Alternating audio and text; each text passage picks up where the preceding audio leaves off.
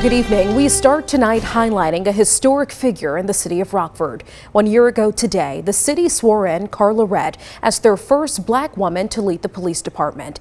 And in just 1 year, Chief Red has had some serious incidents to lead our officers through.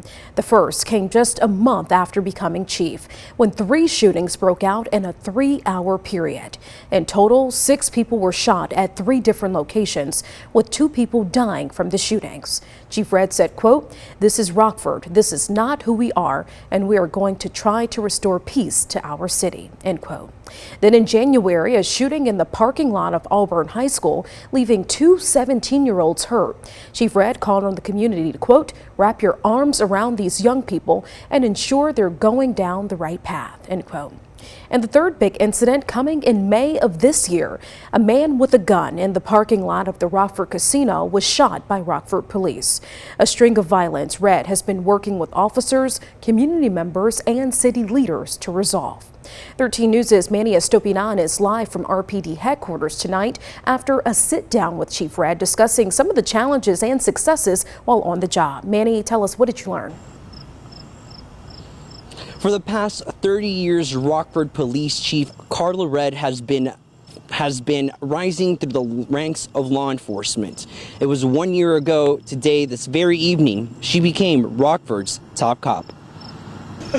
Well, let's just say I got used to being the only female in the room with men. You wouldn't know it talking to her, but Chief Carla is a trailblazer. The city's go-to to lead the police department for the last year was tapped to protect a community experiencing youth violence. Doing a deep dive into some of the youth and understanding their background and where this violence is coming from has been a really eye-opening experience. Chief Red tells 13 WREX she's seen violent offenders as young as 11 years old stealing cars and building a police record before they're even teenagers. So, one might think, 5th, 6th grade's a good time to intervene, but looking at that raw data, looking at those numbers, tells us that we have to start that intervention or prevention phase a lot earlier than age 11.